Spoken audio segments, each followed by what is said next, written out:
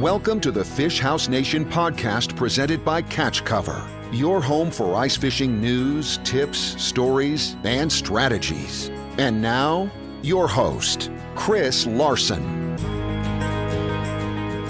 Welcome to the Fish House Nation podcast. Joining us now, Mark Harmon from Core Ice.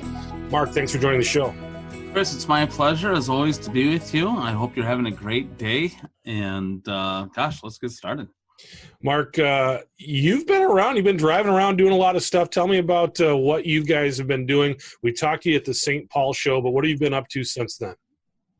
Sure. I think this year we're trying to capitalize on an opportunity where we can really demonstrate the mobility of the Core Ice Fish House. With our hybrid skid system and wheel system, I don't think everybody understands fully what that concept can do. I mean, we had a pretty awful winter when it came to conventional fish houses. We're out to be on the different lakes using our skids and using our wheels on a very lightweight application with an ATV to continue to fish all winter long. And so it's been a very busy schedule for me. I've been to Lake of the Woods, Red Lake, multiple different lakes within my area. And like your reference, and we kind of trying to accomplish doing the Grand Slam of the West, where we headed out to Lake Pactola in the Black Hills for some lake trout. We set out to Lake Cascade in Idaho for some of those massive perch, which I'm always proud to post pictures of. The idea was to come back through Sakakawea, and the ice conditions weren't quite right. Before that, we were going to go through Fort Peck, but there was an accident on Fort Peck, and a whole bunch of ATVs and stuff had gone through during a tournament. There was a casualty, and so we changed course. And our final destination on that trip happened to be Devil's Lake, where we got out on the ice and had some fun and experiences there. But in any of these situations, especially in Idaho and the Black Hills, seeing wheelhouses was a complete and total anomaly. And for the conditions that we were able to go to, whether it was on Cascade where we skidded 7 miles to get to our destination, that wasn't the half of it on the ice. The big thing was, since people don't go across the accesses with traditional fish houses, the accesses aren't plowed. And so we had a 3 to 4 foot snow-packed trail leading into that lake. And that's no problem for our tracked ATV and our skid system. So those are some of the things that we did. Of course, we, as always, video that stuff and we document it. And we're going to be releasing some of those videos on our Adventure Friday series on YouTube and Facebook here soon. So how's that for a plug? Boy, yeah, that was a mouthful. Yeah, how about that? So I'll take a quick breath. So I've had a very busy season out ice fishing, and of course, there's many other things that we do from the shows. And we're at Big Stone Lake this year, and I was at Clear Lake in Iowa.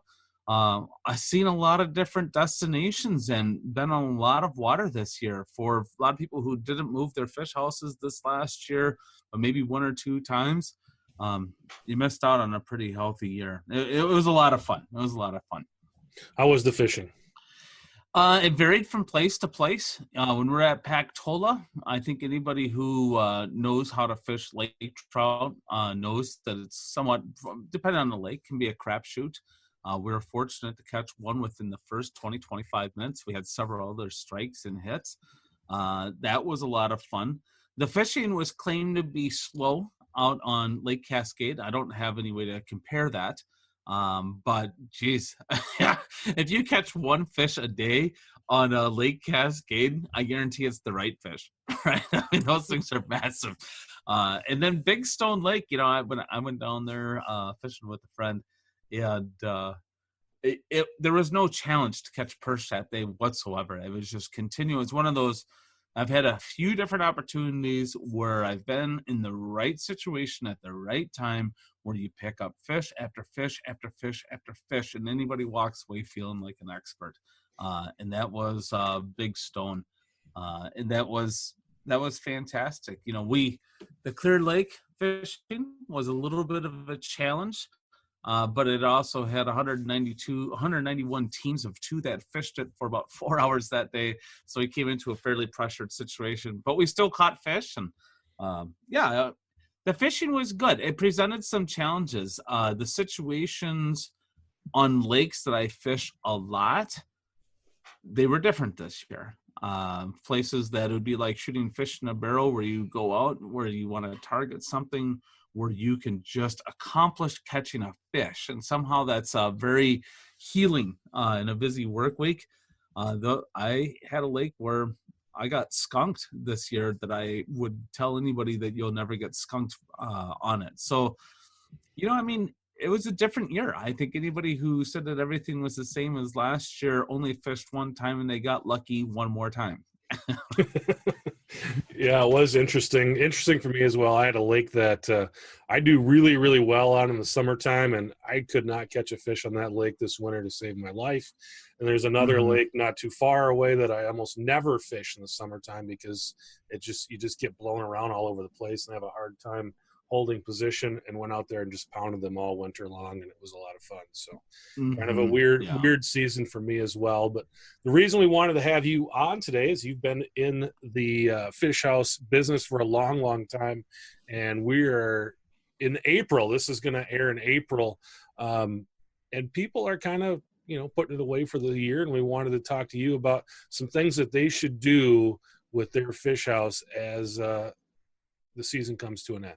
Sure. And I did put together a list. You'd asked me the question before we went on air, and I put a little bit of thought into this, and I'm not real casual when it comes to this stuff, and I'm not going to speak just to our product alone. I mean, in any and all fish houses, I think step number one is walk around that fish house and visually check for any kind of damage, whether it's on the exterior of the fish house or maybe cracked or broken windows. Or maybe especially your tires, as we take them down these weird scenarios. You can come across some pretty rough rocks or some weird accesses. We take a lot of that for granted because we're cold and we just want to get home, but really inspect your tires. I mean, that's your contact point between you and the road, and you don't want to be in a position next year where your tires may not be in the most trusting space. The second thing I'm going to recommend, and you probably have done this, and if you haven't, you really need to do this. This is an awesome opportunity to take out the power sprayer and really wash all that salt off. That salt sitting on your unit for the remainder of the spring, summer, and into fall. If you don't touch it again until next year, you're going to be pretty disappointed and regret you didn't take that extra 20 or 30 minutes to really take care of it. Number 3, this is pretty critical, and from my experience of being around the fish house now over 10 seasons, is that people don't take the time, and it's not just your fish house, it's utility trailers and boat trailers and everything else. I think people overlook the value of greasing your bearings.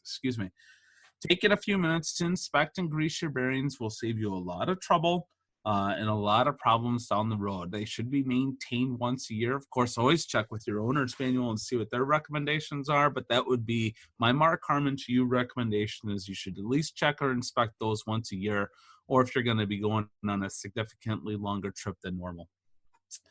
The next thing would be when it comes to your battery. Batteries are an expensive piece that we want to take for granted, but we do put them through a lot of challenges over the winter. Batteries don't like cold weather, and they don't recover very well. A lot of times they'll get frozen out. There's a few things that you should do to your marine battery, and one would be check your water levels. So I would open that up and I would inspect your water levels and make sure that those are topped up. If you have a converter like our products do and many manufactured fish houses do, I would recommend leaving your fish house plugged into a 110 or some power plant outlet where it has a maintainer that will keep that battery at a good, healthy level throughout the rest of the season. If you don't do that, I would recommend pulling that battery, pulling it into a dry, warm spot, maybe a shop or a garage, and just pull that out. You don't want that seeping or weeping or something and coming in and finding that the mess come fall. Another thing, this maybe goes back to even the wheel bearings. Yeah, when you're looking at your wheels and everything else, it's always a good idea to check your lug nuts. We park these vehicles at the end, but and then the season, once you recheck your wheel bearings and stuff, then I would tighten down your lug nuts one more time. Next thing would be your water systems. This is a good time to shock your tanks and also drain and empty them as well. So if you haven't done that, cue that up. It's time to do it. Now, if you're going to be using it this summer with your water tanks and everything else, then this is probably a good time to really maintain those as well. This is something that I've recommended for every person I've ever sold a fish house to, is you really need to secure your valuables. People get concerned about people breaking into their fish houses when they're on the ice. The reality is you go and you check your fish house. If you leave your fish house on the ice, you're probably out there at least once or twice a week checking on it, and you'd know if something went away. But if you store your fish house and you put it out behind the barn or wherever you store your fish house, and you don't take a look at that for 6, 7, 8, 9 months, there's a lot of opportunities for things to walk away. In fact, I would probably argue that you're at greater risk in the off season than you are during the season. So if you have those extra valuables like your flasher, maybe if you have your generator in your fish house, something along those things, I would pull those and put it into a more secure area that you might check on a more regular basis. Kind of like maybe in an area where you might store your hunting gear or something else that you like to keep safe. It doesn't take long for us to spend $200, $300, $400 on lures a season, $2, $3 per lure, or 4 or 5. You buy 5 at a time. Over time, you've got something worth something to somebody else. Take the time to secure it. Next thing, I would always recommend rotating your personal gear. This is a great time to pull out the ice fishing gear if you're done fishing and maybe start thinking about your summer usage. This is when I start putting in my ATV gear for our fish house, and I start thinking about helmet storage or maybe glove storage, and maybe a place where I might keep an extra change of boots just so I don't get too muddy when I get back. The next thing, now this would be a little bit more specific to our core ice product, but it's worth mentioning, using a concentrate cleaner, something like Simple Green, or something that you can pressure wash your floor. Kind of find those extra minnow heads that might be laying around, or maybe the wax worms or spikes. They get into the crooks and crevices and the little other spots that maybe you don't see. It's a great time to take that power sprayer, wash everything out, make sure that there's nothing that was living that is no longer living, that wants to decay and smell, and welcome you back to your fish house in the fall. So that's the short list, Chris. Another mouthful. How's that? What about, I think probably the question that people ask all the time is, should they store their fish house up or should they let it down and let it sit on the ground? That's a great question. And I think that whatever answer I tell you would be challenged on opposing sides. I personally have always left my fish house up. The suspension is designed to be able to hold things in place. Certainly, our fish houses are extremely lightweight, and we're not going to stress the suspension whatsoever. So I don't see any reason to do that. If you are using a strap or a cable style raising and lowering mechanism to raise and lower your fish house, I should mention this as well. Going into my history of other units I've sold, you should let off the slack off of your cables and also off your straps. Make sure that they're just sitting on those leaf springs. But I don't see any reason why you can't leave that up, unless with one exception. Spray foam on the bottom of a fish house is not UV stable, and it can get crusty and caramelized. So the reflection of the sun over the summertime, if you don't have a layer of paint over your spray foam on the bottom of your fish house, it will get radiation from the sun off of the grass or the ground that it's around, and it will start to break that down and deteriorate. And when you lose that nice coating on the outside, when you first spray it where it's all cured and healed over, it will open up and it will be more saturated with water the next times that it's out there. So if you don't have a painted spray foam bottom of your fish house, whether it's a custom-made fish house, homemade fish house, or whatever, I'd recommend to drop that down so you don't take any additional UV damage that you don't need to. That's a little bit more technical, but that's a decent tip. Sure. And how about awnings? I know there's a lot of people that open up their awnings in October and find a surprise. What should they do with their awnings right now? Yeah, there is plenty of awning cleaners that are out there on the market. When we pick up more times than not, people are probably going to use those in the wintertime, or not use those in the wintertime, but maybe in the summer. But when we're dragging them around in the winter, you do have an opportunity to get salt and water that sits and nestles up there. And when you unroll that awning, you might see that, I don't know if you would call it a mildew line or if you'd call it a dirt line. But if you want to keep that stuff nice and maintained, and you're taking that opportunity to power spray stuff out, it's not a bad idea to extend that awning out. If you have some dirt or some bacteria or some kind of organic material, there's specialized stuff you can find all over Amazon that will break down those deposits and let that dry completely, and then roll that back up, and you should be in good shape. But yes, you should inspect your awnings.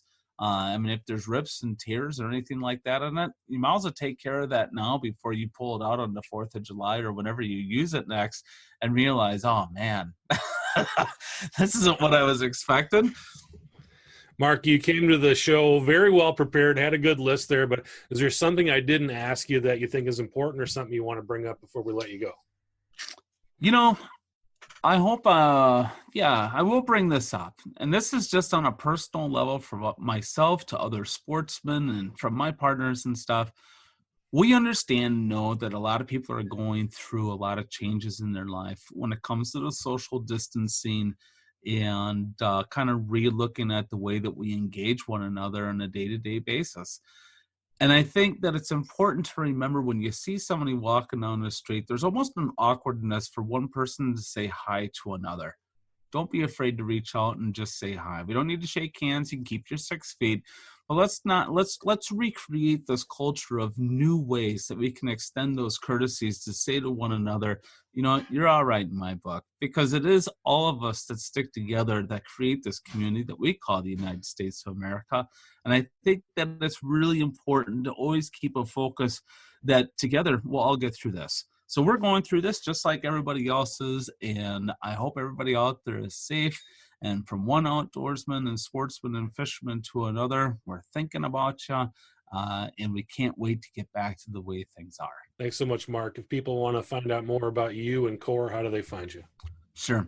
Simple enough. There's 3 major ways that people find us all the time. Certainly, we have a big Facebook presence, and that would just simply look up CORE Ice.